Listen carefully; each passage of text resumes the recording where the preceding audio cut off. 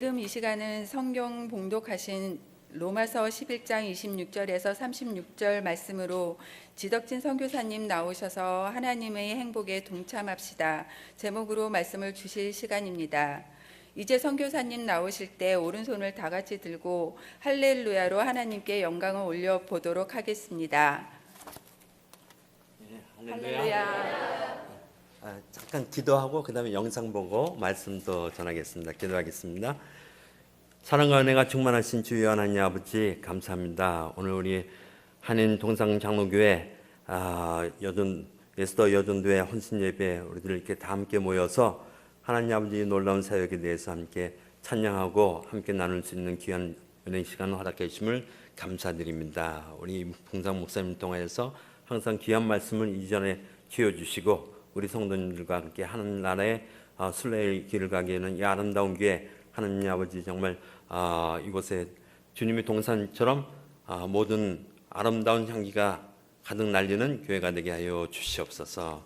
이 저녁 시간 하나님 저희들 하나님 말씀과 특별히 아모전 선교 사역을 함께 하나님 아버지 바라보면서 감사 영광을 돌리기를 또한 바랍니다. 오늘 하나님 아버지 이 부족한 것을 통하여서 전달될 그 말씀 속에도 함께해 주시고 성령님께서 원하시는 그 말씀만이 중고되게 하여 주시옵시고 하나님께 영광 돌리는 귀한 이 시간이 되게 하여 주시옵소서. 날 권하시 예수 그리스도 이름으로 감사하며 기도드립니다. 아멘.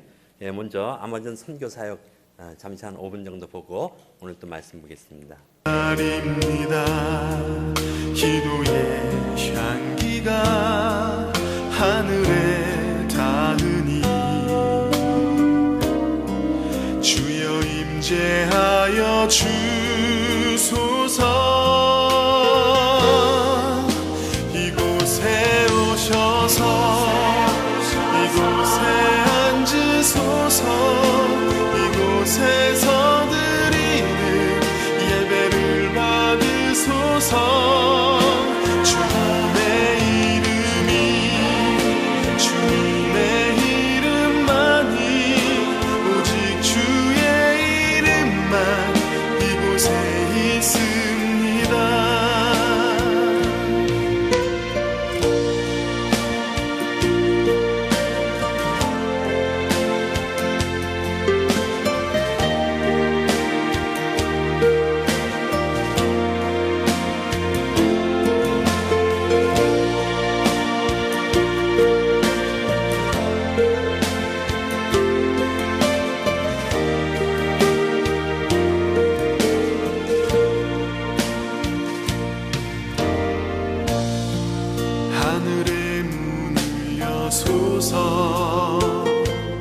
이곳을 주목하소서.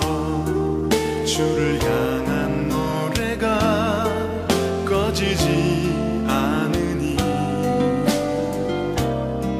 하늘을 열고 보소서. 이곳에 임재하소서. 주님을 기다립니다. 기도의 향기가 하늘에 닿으니 주여 임재하여 주소서.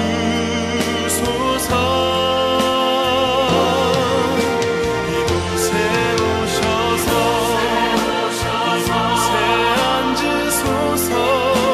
이곳에서 드리는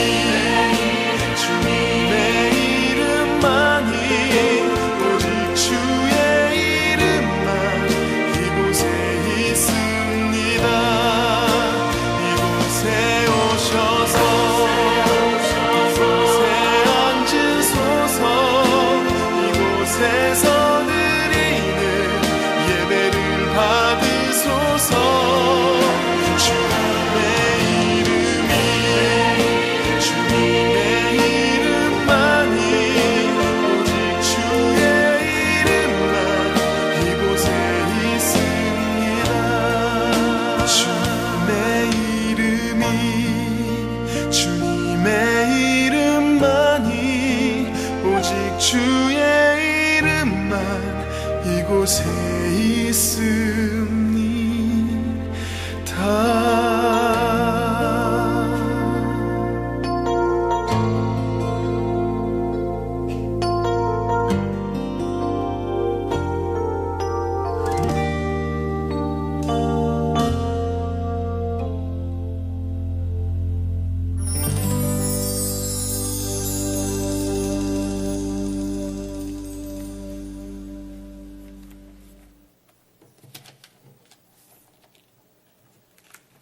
예, 감사합니다. 예, 참 하나님께서 부족한 것을 저희 이제 브라질 어떻게 보면 이제 2차 이민 어렸을 때 이민 가게 해주시고 거기서 또 신앙생활 해주시고 이 미국에서는 94년도서부터 2004년까지 공부하게 해주시고 그 다음에 원래는 상파울로에서 부교육 기자로 있다가 아마존으로 들어가서 사역하게 됐습니다. 지금 한 15년째 되고요. 근데 요즘 이 선교를 주로 이 목회자 세미나 쪽으로 많이 진행하고 있고요. 또 하나는 어떻게 하면 그 아마존에는 지금 그 강변을 따라 가지고 사는 사람들이 약 한 3천만 명이 됩니다. 그래서 이 강변 마을 성도님들에게 어떻게 하면 성경을 가장 쉬운 방법으로 또는 이해할 수 있는 수준으로 가르쳐 줄 수 있을까 이렇게 고민하고 있는데 해결책은 간단 명료한 신앙의 기초를 세워주면 되겠다. 그런 생각이 들었습니다. 미래학자 유발 하라리도 하찮은 정보들이 범람하는 세상에서는 명료성이 힘이다. 그래서 우리가 신앙생활에 대해서 좀 흐지부지 되고 그럴 때는 뭔가 신앙의 그 힘을 잃어버립니다. 그래서 우리도 내가 알고 믿고 행하는 것이 무엇인지 이 신앙에 대해서 강단 명료한 정의를 내릴 수 있다면 우리는 힘 있는 박력 있는 신앙생활을 하리라고 봅니다. 근데 오늘 이 말씀 우리들이 같이 읽은 이 11장 31절 맞으면 그에게 영광이 세세에 있을지어다. 아멘. 아마 교회에서 가장 많이 사용되는 단어 중에 하나가 이 영광이란 단어일 것입니다. 근데 어떻게 보면 가장 잘 알 듯하면서도 저에게 설명해 보려면은 주춤하면서 정확한 표현을 잘 찾지 못하는 어려운 단어인 것 같았습니다. 근데 작년에 아마존에 미션 퍼스펙티브라는 그 세미나를 참석하게 됐습니다. 그런데 거기에 제 1강이 스티븐 C. 하우턴이 쓴 하나님의 영광에 대한 역사라는 에세이라는 책을 읽어야 됐습니다. 거기서 이 하나님 영광에 대해서 아주 간단하게 이렇게 소개하는 걸 제가 읽었습니다. 포르투기스를 한국말로 번역해서 혹시 이분 이 글을 누가 한국말로 읽으셨다면 조금 차이가 있을지 모르는데 영광이란 마음으로 원하는 아름다움에 도달하는 것이다. 성경에서 영광이라는 단어는 사람 피조물 그리고 물론 창조주의 존엄성과 아름다움 또는 필수 가치를 가리킨다. 영광을 뜻하는 히브리어 단어는 묵직함, 가치가 있음 그리고 동시에 밝게 빛남 또는 빛나는 아름다움이라고 번역할 수 있다. 그래서 이 책을 읽으면서 좀 묵상하니까요. 이전에는 영광이다면 뭔가 하나님 근처에 그 가득한 거, 뭔가 손으로 이렇게 좀 만져볼 수 없고 그 멀리 있는 추상적인 단어인데 오늘 이 그 메시지를 읽으면서 하나님 영광에 대해서 하나님의 영광이 되는 건 하나님의 그 가장 아름다움을 나타내는 것이구나.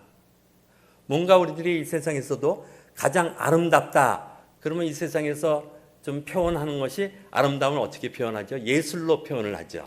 그래서 예술 그 작품들은 많은 돈을 주고 구입을 합니다.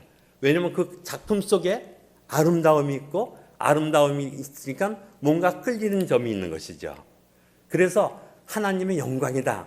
뭔가 그 하나님의 선하심, 하나님께 대해서 정말 그 아름다움과 모든 선하심과 거기에 내가 막 끌려가는 것을 우리가 하나님의 영광이라고 이렇게 바라볼 수가 있지 않나 그런 생각을 하게 되었습니다. 그래서 하나님의 영광이다. 하나님이 가지고 계신 그 모든 것은 가장 가치가 있는 것이기 때문에 우리는 하나님의 그 영광을 추구하고 있지 않은가. 왜 우리가 교회 생활하면서 하나님과의 그 존재 속에 들어가려고 합니까? 왜 하나님의 임재를 우리가 원하죠? 그 임재 속에 우리가 뭘 느끼기 위해서? 그 임재 속에서는 우리 삶에 가장 가치 있는 일이 하나님과 만남 속에서 이루어지는 것을 우리가 알기 때문에, 우리 영혼이 알기 때문에 그 가치를 추구하고 하나님을 만나라고 그러는 것입니다.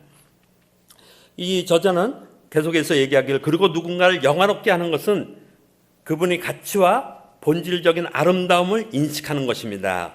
이러한 아름다움 속성에 대해 공개적으로 이야기하는 것입니다. 하나님을 영화롭게 하는 것은 그분을 공개적이고 진실하게 칭찬하거나 말하게 하는 것입니다.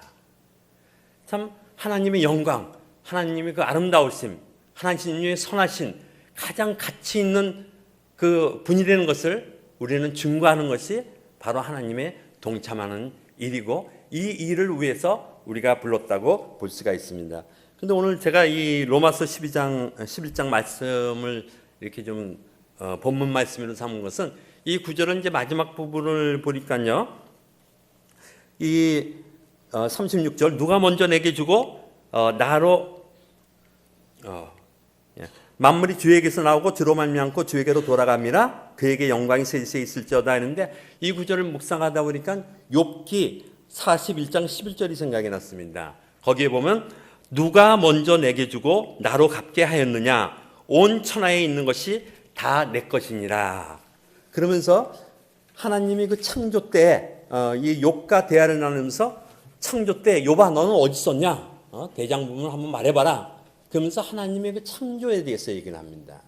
그래서 이 세세 그에게 영광이 세세 있을지어다는 것은 창조 때 하나님의 그 영광이 이 땅에 가장 강하게 나타나는 그때라고 우리가 볼 수가 있습니다. 하나님께서 인간을 창조하실 때 하나님의 인간의 영광이 이 땅에 가장 강하게 나타나는 때인데, 여기서 우리는 왜 하나님께서 우리를 창조하셨을까? 그러한 그 목적을 바라보기보다는요, 왜냐하면 목적은 아마 우리가 잘 알고 있죠. 저희들이 교회에서, 세례받기 위해서는 학습문답서부터 웨스터민스터 소요리 문답 1번을 다 외우셨잖아요. 이걸 안 외우고는 우리가 세례도 못 받고 주사장로도 못 드니까, 거기에 보면 사람이 제일 되는 목적이 무엇이냐. 그래서 우리는 사람이 제일 되는 목적은 하나님을 영화롭게 하고 그를 영원토록 즐거워하는 것입니다. 이렇게 잘 머리로서는 알고 있습니다. 저도 이 구절 교회 14살부터 다녔으니까요, 잘 알고 있는데, 이것이 무엇을 뜻하는가, 거기에 대해서는 제가 60이 넘어서 비로소 조금 깨닫게 됐습니다. 왜냐하면 한 3년 전부터 이 개혁주의 신앙의 책을 좀 다시 한번 읽어보고 있었는데, 거기서는 지금 무엇을 얘기했냐면, 하나님은 우리를 만드신 그 목적도 있지만 하나님이 어떤 동기에서 우리 인간을 창조하셨을까? 왜냐하면 하나님은 모든 것이 완전하신 분입니다. 그렇죠? 모든 것이 부족함이 없는 분입니다.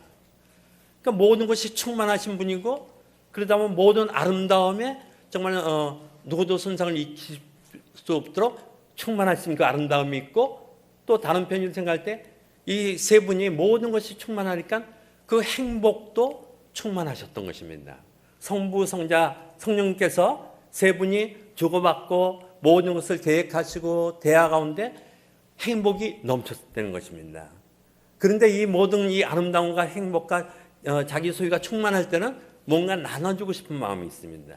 하나님도 우리 인간을 창조하실 때, 우리가 이렇게 심심하니까 이제 뭔가 한번 인간을 창조해 볼까, 이런 생각에서 창조하신 것이 아니고, 하나님께서 자신의 그 성부, 성자, 성령님께서 함께 행복 가운데 어떻게 하면 우리가 가진 이 행복을 누군가에게 전해주고 싶은데, 이 누군가를 구상하시다가 창조하신 것이 바로 우리 인간인 것입니다.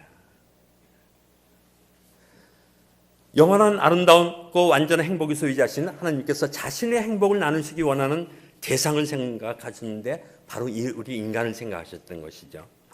신명기 10장 13절에 보면 내가 오늘 내 행복을 위하여 내게 명하는 여호와의 명령과 규례를 지킬 것이 아니냐. 성경은 모든 그 구절구절마다 우리가 읽으면 읽을수록 나의 행복을 나보다 더 원하시는 하나님이 계셨구나. 이것을 우리가 느끼게 됩니다. 제가 한 2년 전에 이 글을 읽으면서 이렇게 이제 묵상을 하면서 참 그날은 너무나도 그 마음이 뭔가 뭐 쿵쿵거렸다 그럴까요? 그렇지. 하나님이 나를 이렇게 정말 행복하기 위해서 나를 만드셨다니. 내가 이 행복을 누리도록 나를 창조하셨는데 나는 여태까지 선교 나와서 뭔가 좀 제대로 일이 안 되고 내가 선교 이렇게 좀 여러 프로젝트를 하고 싶을 때 좀 후원이 없고 그러면 좀 후회도 하고 좀 낙심도 하고 그랬던 거에 대해서 내가 이렇게 못난 일이라니. 하나님이 내가 하는 모든 것에 대해서 하나님 스스로가 행복을 나를 바라보는 그 자체로 행복함을 누리고 있다고 성경을 얘기하는데 저희가 다른 성경을 한번 찾아보면 스바냐서 3장 17절에 보시면요. 너희 하나님 여호와가 너희 가운데 계시니 그는 구원을 베푸실 전능자시라. 그가 너로 인하여 기쁨을 이기지 못하여 하시며 너를 잠잠히 사랑하시며 너로 인하여 즐거이 부르며 기뻐하시리라 하리라. 무엇이죠? 우리가 하나님 앞에 나가는 것을 바라보는 그 자체로 우리가 하나님을 생각하고 있을 때 하나님은 우리 이름을 부른다는 것입니다. 그리고 기뻐하신다는 것이죠. 바로 이 구절은 하나님이 우리를 바라보고 느끼시는 그 행복, 그것을 가장 표현하고 있는 구절 중에 하나가 아닐까. 나를 보고 그냥 좋아하고 웃으시는 하나님. 우리 자녀들을 이제 먼 곳에 보냈다가 집에 올 때라든지 우리가 찾아가서 만나면 이제 부모님이 그 자녀를 그냥 막 안고 싶고 뭔가 정말 그 좋아하는 그 마음, 그런 것이 하나님의 그 행복이라고 성경은 계속해서 우리에게 얘기해주고 있는 것입니다. 근데 이 스바냐서 13절에 보면요, 어떻게 시작하냐면 너희 여호와가 너희 가운데 계시니 그는 구원을 베푸실 전능자시라. 그래서 하나님의 그 영광이, 하나님의 기뻐하심이 우리 인간을 창조할 때도 기뻐하시고 좋으셨는데, 행복하셨는데, 언제 더 그 행복을 느끼시냐면 자신이 구원을 베푸시는 권능자로 인정될 때 하나님은 더없이 기뻐하신다는 것입니다. 그래서 하나님의 영광에 이 땅에 가장 강력하게 나타나는 때가 언젠가, 항상 성경은 구원과 연관을 지면서 하나님의 영광을 얘기하고 있습니다.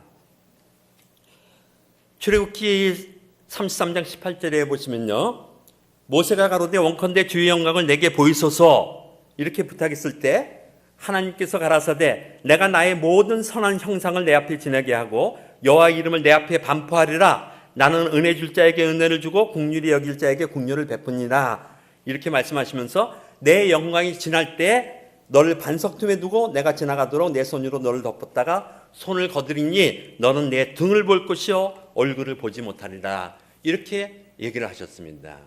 곧 이어서 출애굽기 34장 6절에는 여호와께서 그의 앞을 지나치며 반포하시되 여호와로라 여호와로라 자비롭고 은혜롭고 노하기를 더디하고 인자와 진실이 많은 하나님이로라. 이렇게 말씀하셨습니다.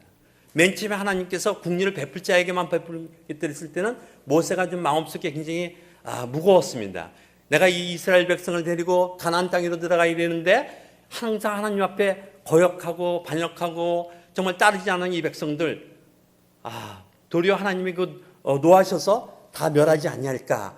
그런데 34장 6절 말씀을 보면서 여호와라 여호와라 자비롭고 은혜롭고 노하기를 더디하고 인자와 진실이 많은 하나님이라 이 소리를 듣고 모세가 안심을 했습니다. 왜 그렇죠? 인자와 진실이 자비롭고 은혜롭고 노하기를 더디하시는 말을 들었는데 이 자비롭다, 국률이다 이런 말은 미저러블 이제 그런 말에서 이제 나왔는데요. 말하자면 이제 가장 그 비참한 상태, 형편없는 상태, 가장 어려움 속에 있는 비참함을 속에 있는 사람들을 안고 가는 사람, 이 사람을 국률을 품은 자라, 자비를 베푸는 자라고 이렇게 성경은 얘기하고 있습니다. 이거를 알기 때문에 모세는 하나님께서 언젠가는 예수님을 보내셔서 십자가에 죽게 하시고 우리 모든 죄를 짊어지고 인간의 죄로 말미암아 당하는 그 모든 고통과 슬픔과 비참함을 친히 지고 가시는 하나님이시구나. 이걸 깨닫고 감격하기 시작했던 것입니다. 바로 하나님의 영광은 항상 이렇게 구원과 영광을 지고 있는 것입니다. 창세기로 되돌아가서 보면 하나님의 영광을 가리운 인간의 타락으로 말미암아 하나님께서 자신의 영광을 되찾기 위해서 하신 것이 바로 구속사역인 것입니다. 우리가 다른 사람에 가서 전도하는 이유는 무엇이죠? 한 영혼을 구원하면 그것으로 뭐가 되는 것이죠? 그 사람이 하늘나라로 가는 것. 그런데 성경은 이렇게 한 영혼이 구원받으면은 사실 궁극적 목적은 뭐냐면 하나님께 그것이 영광이 되는 것입니다. 그러니까 성경은 모든 것을 영광이라는 이 단어 하나로 지금 꿰뚫고 있는 것입니다. 자, 그래서 이 구속사역은 자신의 원래 목적인 인간에게 어떻게 하면 영원토록 행복을 계속 누리게 해줄 수 있는 것인가, 그 되찾아주는 방법을 생각하셨는데 인간의 죄의 문제를 해결하셔야 됐죠. 근데 이 인간의 문제를 해결하시면서 자신도 의롭고 구원받은 우리도 이제 죄인이 아니라 의롭다함을 받을 수 있는 그 방법을 찾으셨는데 그 방법은 독생자 예수 그리스도를, 가장 사랑하는 독생자 예수 그리스도, 아끼는 그 독생자 예수 그리스도를 십자가에 죽일 수밖에 없는 그 무서운 형벌을 내릴 수밖에 없는 그 길밖에는 없었던 것입니다. 근데 예수님께서는 그 모든 것을 아시면서도 우리 한 명 한 명을, 우리 인간들을 사랑하시기 때문에 자신이 이 십자가를 자청하셨던 것이죠. 이로 말미암아 우리는 믿음을 통하여 구원받게 됐습니다. 에베소서 2장 8절에 보면 너희는 그 은혜에 의하여 믿음으로 말미암아 구원을 받았나니 이것은 너희에게서 난 것이 아니요 하나님의 선물이다, 이렇게 선포하고 있습니다. 우리가 받은 구원, 내가 노력한 거 하나도 없습니다. 내가 잘나서 받은 것 하나도 없습니다. 내가 어떤 좋은 환경에 들어가서 받은 적이 없습니다. 구원은 전적으로 하나님으로부터 시작하셨고 하나님은 나에게 베푸셨기 때문에 나는 거저 주신 믿음을 통해서 받을 수가 있지, 우리는 구원받은 것에 대해서 내가 자랑할 것이 하나도 없는 사람이라는 것이죠. 다 그렇죠? 예. 그렇기 때문에 이것이 하나님 나를 구원해 주셨네요. 하나님의 은혜로 말미암아 나에게 구원이 임하였네요. 하나님 정말 감사합니다. 이것이 바로 우리는 하나님께, 하나님의 영광에 동참하게 되는 것입니다. 신약에 와서 하나님의 영광의 극치는 요한복음 1장 14절에 말씀하고 있습니다. 우리가 하나님의 영광을 보니 독생자의 영광이요 은혜와 진리가 충만하더라. 그러니까 하나님의 영광이 예수 그리스도를 통해서 나타나는 것이죠. 바로 지금 말씀드린 것처럼 예수님을 우리가 구주로 영접하는 것, 이것이 하나님께 가장 큰 영광을 돌리는 일이기 때문에 우리가 나가서 전도하고 우리가 나가서 선교를 하는 것입니다. 근데 이 영광에 하나님은 우리를 동참시키는 것입니다. 하나님의 그 행복에 우리를 동참시키면서 너도 이 세상에서 행복한 자로 살 수가 있어. 그리고 또 뭐 살 수가 있어가 아니라 살아야 돼. 이것을 하나님께서 약속하신 것이죠.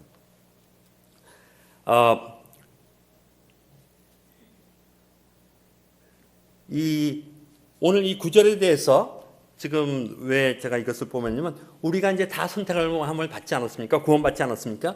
29절에 보시면 하나님의 은사와 부르시면은 후회하심이 없느니라, 이렇게 얘기하는데요. 하나님께서 나를 구원자로 선택하시고 나에게 구원하신 것은 후회하심이 없다고 했습니다.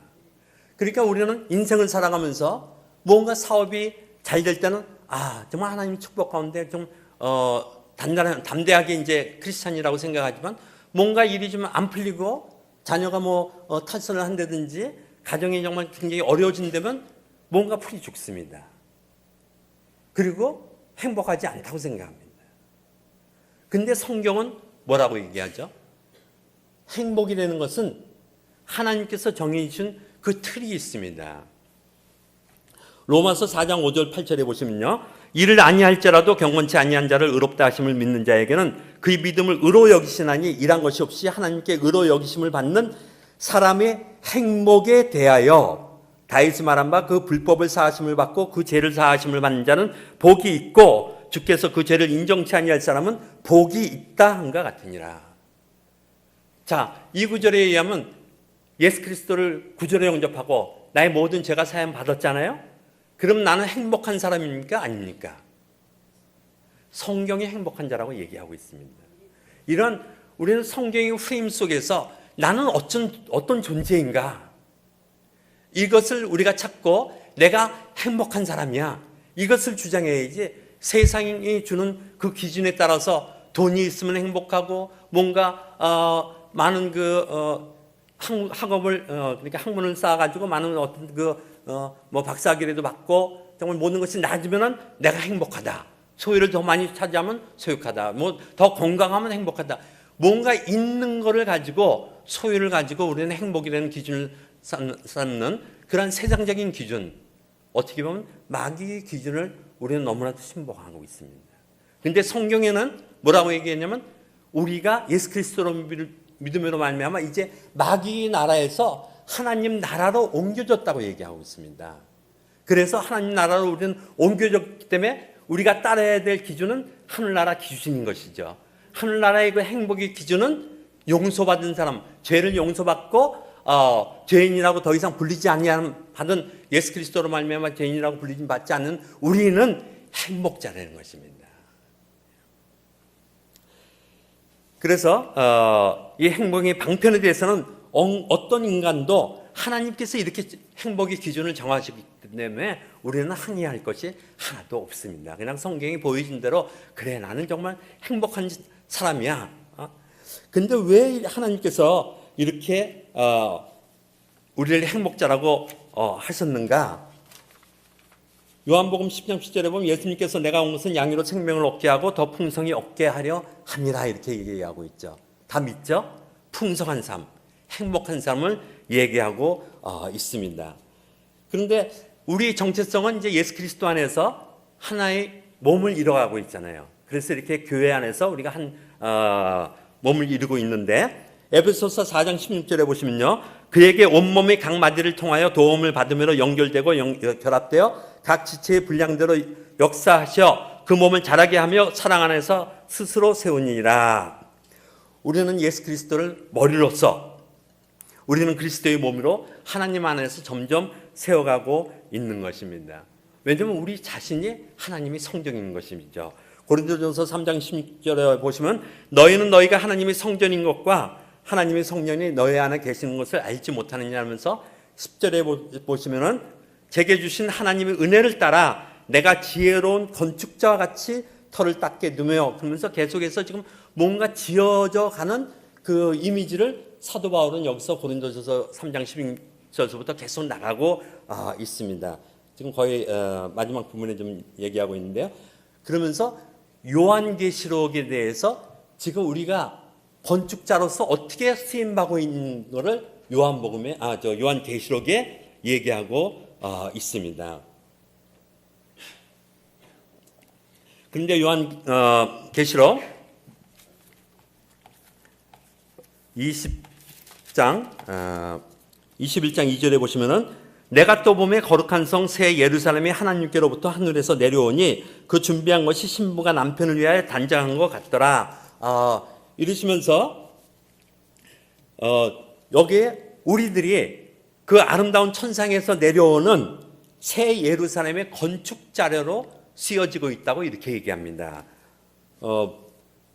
좀 시간이 거의 다 돼서 그냥 제가 찬양 본문 읽어드립니다. 21장 10절에 보시면요. 하나님께로부터 하늘에서 내려오는 거룩한 성 예루살렘을 보이니 하나님의 영광이 있어 그 성의 빛이 지극히 귀한 보석 같고, 그리고 19절에 보면요, 그 성이 성곽의 기초성은 각색 보석으로 꾸며졌는데, 여기 지금 얘기하는 것은 누구를 얘기하냐면 우리 한 명 한 명이 하나님께서 너는 나의 귀한 보석이라고 다루고 있는 것입니다.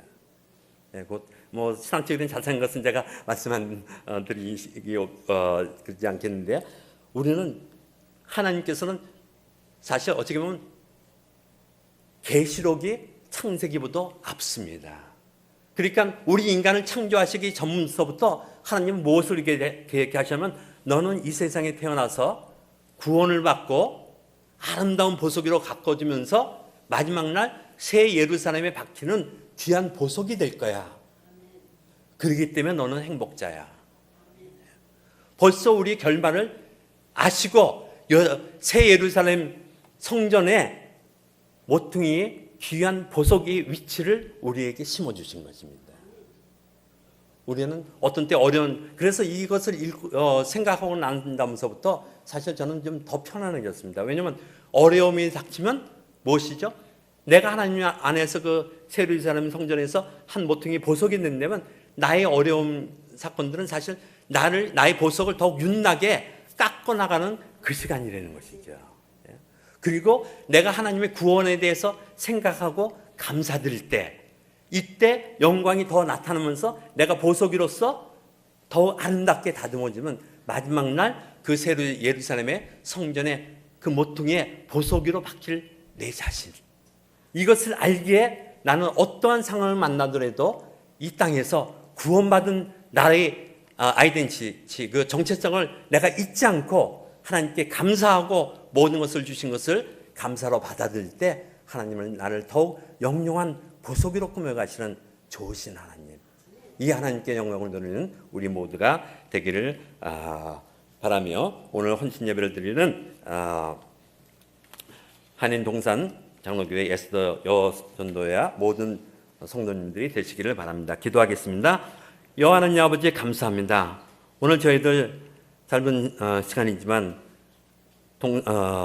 한인 동산 장로교회 에스더 여전도의 헌신 예배를 통하여서 하나님 아버지께서 주신 이 영광이라는 단어에 대해서, 이 영광이 동참시키기를 바라신 여호와 하나님, 우리가 행복하게 살기 위하여 우리를 창조하셨고, 우리가 행복하게 이 땅에서 계속 하나님께서 주신 구원을 생각하면서 굳건히 살아갈 것을 약속하시고 허락하시고 이끌어가신 좋으신 하나님, 오늘도 홀로 영광받아 주시옵소서. 우리의 모두 함께 하심을 감사드리며 날 권하신 예수 그리스도 이름으로 감사하며 기도드리옵나이다. 아멘.